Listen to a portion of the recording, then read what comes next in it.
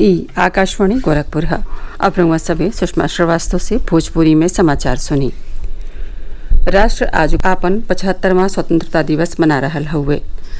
प्रधानमंत्री नरेंद्र मोदी नई दिल्ली में लाल किला के प्राचीर से राष्ट्रध्वज फहरौलें और देश के संबोधित कैलें। वहां के स्वतंत्रता दिवस पर देशवासियन के बधाई देहलीं। श्री मोदी देश खातिर प्राण के आहुति देवे वाले स्वतंत्रता सेनानियन के याद कैलें और उन्हें श्रद्धांजलि देहलें। प्रधानमंत्री टोक्यो ओलंपिक में देश के गौरव दिवावे वाले सज्जो प्रतिभागियन के शुभकामना देहलें। वहाँ के कहने कि हमहन का खिलाड़ी लोग खाली हमहन के दिल नहीं जितलें बलुक हमहन के युवा पीढ़ियों के प्रेरित कैले हुए। श्री मोदी कहले कि देश के बंटवारा के पीड़ा कब्बो भुलाइल नहीं जा सकेला और कल सरकार एगो भावनात्मक निर्णय लेत 14 अगस्त के विभाजन विभीषिका स्मृति दिवस घोषित कैले हुए। देशवासियों, बंटवारे का दर्द आज भी हिंदुस्तान के सीने को छलनी करता है। ये पिछली शताब्दी की सबसे बड़ी त्रासदी में से एक। आजादी के बाद इन लोगों को बहुत ही जल्द भुला दिया गया। कल ही भारत ने एक भावुक निर्णय लिया है। अब से हर वर्ष 14 अगस्त को विभाजन विभीषिका स्मृति दिवस के रूप में याद किया जाएगा। प्रधानमंत्री कोविड-19 महामारी से लड़ाई में निडर होकर सेवा करे वाले डॉक्टरन और अग्रिम मोर्चा के कार्यकर्ता लोगिन के नमन कैलें। प्रधानमंत्री कहलें कि ई हमहन खातिर गौरव के क्षण हुए कि हमहन का वैज्ञानिक भारत में 2 वैक्सीन बनौले और दुनिया का सबसे बड़हन टीकाकरण अभियान चलौलें। श्री मोदी कहलें कि देश इस साल 12 मार्च से 15 अगस्त 2023 ले आज़ादी के अमृत महोत्सव मनाई।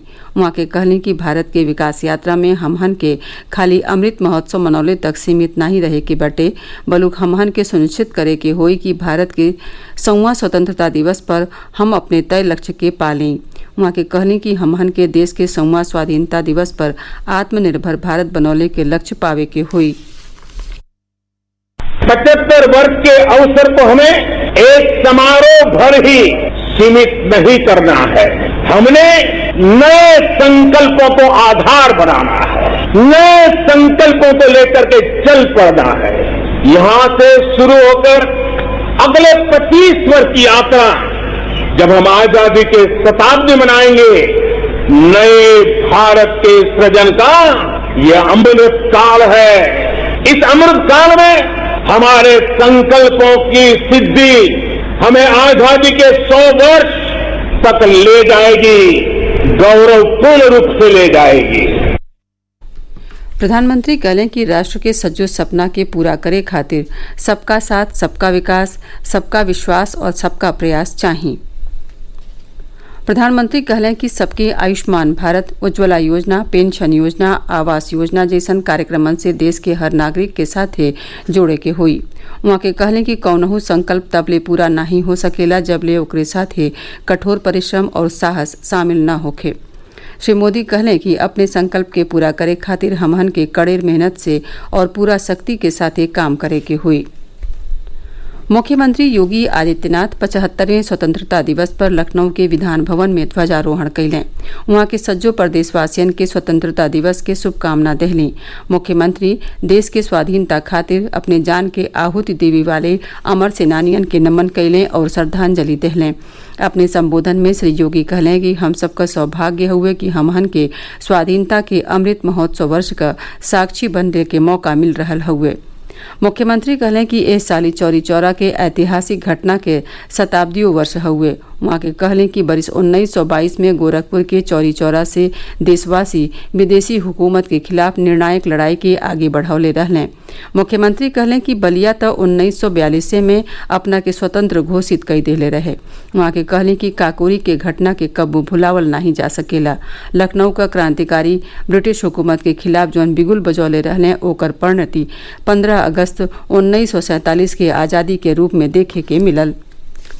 प्रदेश में स्वतंत्रता दिवस उत्साह के साथ ही मनावल जा रहल हुए। गोरखपुर में सांसद रवि किशन ऐतिहासिक रामगढ़ ताल पर विशाल ध्वज के नीचे देशभक्ति के गीत गा के स्वतंत्रता दिवस मनौलें। बनारस में कमिश्नरी कार्यालय भवन में चतुर्थ श्रेणी कर्मचारी राष्ट्रीय ध्वज फहरौलें। ए मौका पर आयुक्त दीपक अग्रवाल लोगिन के स्वतंत्रता दिवस के बधाई देलें और कर्तव्य बोध करौलें।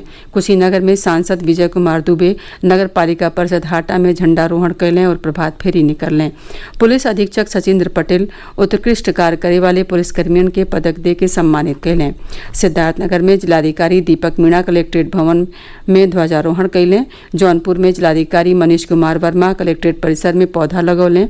औरियो जिलन में सज्जो सरकारी भवन और शिक्षण संस्थानन में ध्वजारोहण कैल गई। लोग एक दूसरे के स्वतंत्रता दिवस के बधाई देत आज़ादी के उत्सव मना रहल हुए। एकरे साथ ही भोजपुरी समाचारन का ई बुलेटिन पूरा भइल। नमस्कार।